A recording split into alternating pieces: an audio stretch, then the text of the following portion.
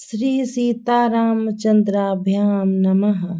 श्रीमद् वाल्मीकि रामायण महात्म्य पहला अध्याय। कलयुग की स्थिति, कलिकाल के मनुष्यों के उद्धार का उपाय।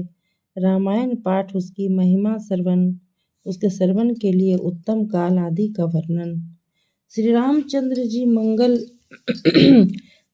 श्री रामचंद्र जी समस्त संसार को शरण देने वाले हैं। श्री राम के बिना दूसरी कौन सी गति है। श्री राम कलयुग के समस्त दोषों को नष्ट कर देते हैं, अतः श्री रामचंद्र को नमस्कार करना चाहिए। श्री राम से काल रूपी भयंकर सर्प भी डरता है। जगत का सब कुछ भगवान श्री राम के वश में है। श्री राम में मेरी अखंड भक्ति बनी रहे। हे राम, आप ही मेरे आधार हैं।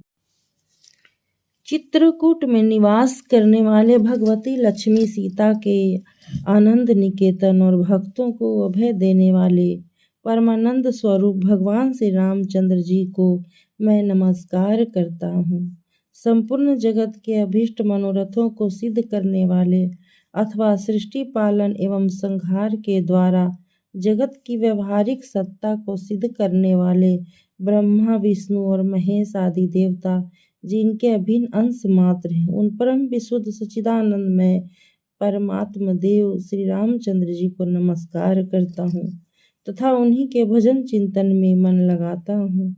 ऋषियों ने कहा, भगवान आप विद्वान हैं, ज्ञानी हैं। हमने जो कुछ पूछा था वह सब आपने हमें भली भांति बताया है। संसार बंधन में बंधे हुए जीवों के दुख बहुत हैं। इस संसार बंधन का उच्छेद करने वाला कौन है। आपने कहा है कि कलयुग में वेदोक्त मार्ग नष्ट हो जाएंगे। अधर्म परायण पुरुषों को प्राप्त होने वाली यातनाओं का भी वर्णन आपने किया है। घोर कलयुग आने पर जब वेदोक्त मार्ग लुप्त हो जाएंगे, उस समय पाखंड फैल जाएगा। यह बात प्रसिद्ध है। पारिया सभी लोगों ने ऐसी बात कही है। कलयुग के सभी लोग काम वेदना से पीड़ित, नाटे शरीर के और लोभी होंगे तथा धर्म और ईश्वर का आश्रय छोड़कर आपस में एक दूसरे पर ही निर्भर रहने वाले होंगे। पारिया सब लोग थोड़ी आयु और अधिक संतान वाले होंगे। उस युग की स्त्रियां अपने ही शरीर के पोषण में तत्पर और वेश्याओं के समान आचरण में प्रवृत्त होंगी। वे अपने पति की आज्ञा का अनादर करके सदा दूसरों के घर जाया आया करेंगी। दुराचारी पुरुषों से मिलने की सदैव अभिलाषा करेंगी। उत्तम कुल की स्त्रियां भी पर पुरुषों के निकट ओछी बातें करने वाली होंगी। कठोर और असत्य बोलेंगी तथा शरीर को शुद्ध और सुसंस्कृत बनाए रखने के सद्गुणों से वंचित होगी। कलयुग में अधिकांश स्त्रियां वाचाल व्यर्थ बकवास करने वाली होगी। भिक्षा से जीवन निर्वाह करने वाले सन्यासी भी मित्र आदि के स्नेह बंधन में बंधे रहने वाले होंगे। वे भोजन के लिए चिंतित होने के कारण लोभवश शिष्यों का संग्रह करेंगे।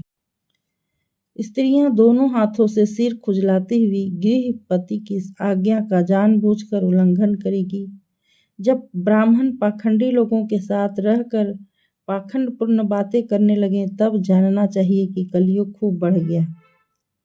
ब्राह्मण इस प्रकार घोर कलयुग आने पर सदा पाप परायण रहने के कारण जिनका अंतःकरण शुद्ध नहीं हो सकेगा, उन लोगों की मुक्ति कैसे होगी।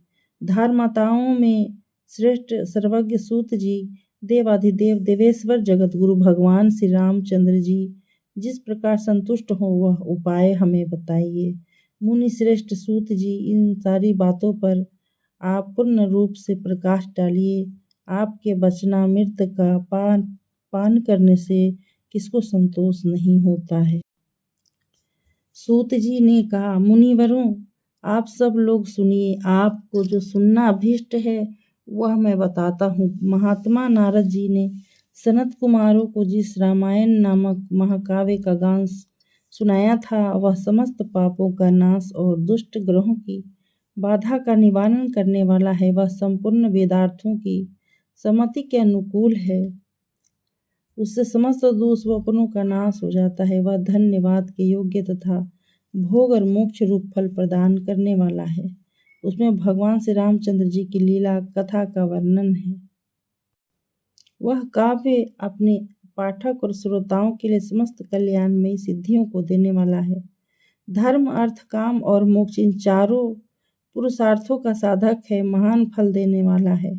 यह पूर्व काव्य पुण्यमय फल प्रदान करने की शक्ति रखता है। आप लोग एक आकर्षित होकर इसे श्रवण करें।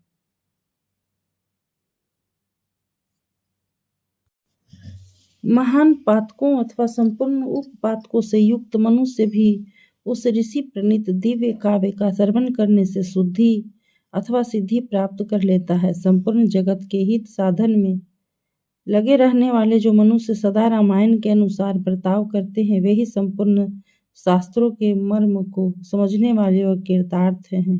विप्रवरों, रामायण धर्म और अर्थ, काम और मोक्ष का साधन तथा परम अमृत रूप है, अतः सदा भक्ति भाव से उसका श्रवण करना चाहिए।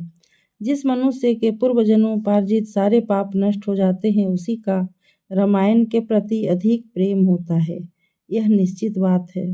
जो पाप के बंधन में जकड़ा हुआ है, वह रामायण की कथा आरंभ होने पर उसकी अवहेलना करके दूसरी निम्न कोटि की बातों में फंस जाता है।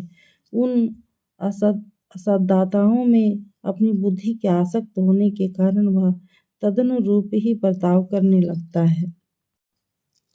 इसलिए द्विजेंद्र गण, आप लोग रामायण नामक परम पुण्यदायक उत्तम काव्य का श्रवण करें, जिसके सुनने से जन्म, जरा और मृत्यु के भय का नाश हो जाता है तथा श्रवण करने वाला मनुष्य पाप दोष से रहित हो अच्युत स्वरूप हो जाता है। रामायण काव्य अत्यंत उत्तम, वर्णनीय और मनोवांछित वर देने वाला है।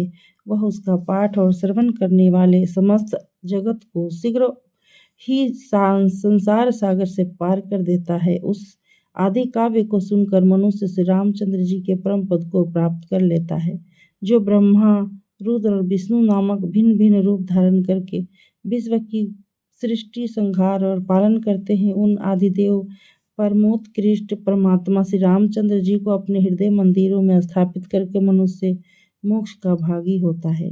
जो नाम तथा जाति आदि विकल्पों से रहित, कार्य कारण से परे, सर्वोत्कृष्ट वेदांत शास्त्र के द्वारा जानने योग्य एवं अपने ही प्रकाश से प्रकाशित होने वाला परमात्मा है, उसका समस्त वेदों और पुराणों के द्वारा साक्षात्कार होता है। इस रामायण के अनुशीलन से भी उसी की प्राप्ति होती है।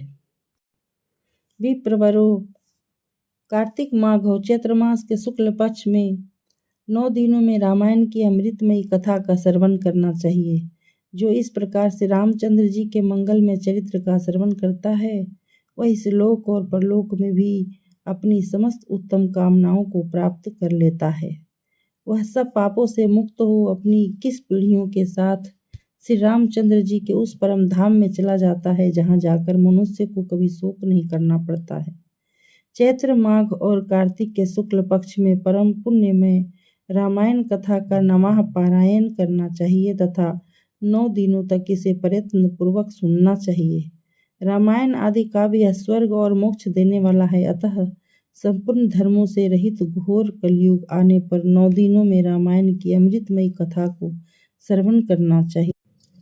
ब्राह्मणों, जो लोग भयंकर कलिकाल में श्री राम नाम का आश्रय लेते हैं, वे ही कृतार्थ होते हैं। कलयुग उन्हें बाधा नहीं पहुंचाता। जिस घर में प्रतिदिन रामायण की कथा होती है, वह तीर्थ रूप हो जाता है। वहां जाने से दुष्टों के पापों का नाश होता है।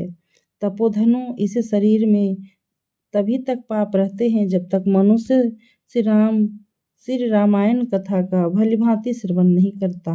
संसार में श्री रामायण की कथा परम दुर्लभ है। जब करोड़ों जन्मों के पुण्यों का उदय होता है, तभी उसकी प्राप्ति होती है। श्रेष्ठ ब्राह्मणों, कार्तिक माघ और चैत्र के शुक्ल पक्ष में रामायण के श्रवण मात्र से राक्षस भावपन सौदास से पाशाप मुक्त हो जाते हैं। सौदास भी शाप मुक्त हो गए थे। सौदास ने महर्षि गौतम के शाप से राक्षस शरीर प्राप्त किया था।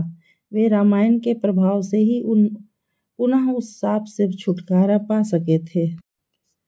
जो पुरुष श्री रामचंद्र जी की भक्ति का आश्रय ले प्रेम पूर्वक इस कथा का श्रवण करता है, वह बड़े बड़े पापों तथा पातक आदि से मुक्त हो जाता है। इस प्रकार श्री स्कंद पुराण के उत्तराखंड में नारद सनत कुमार संवाद के अंतर्गत रामायण महात्म्य विषय का कल्प का अनुकीर्तन नामक प्रथम अध्याय पूरा हुआ।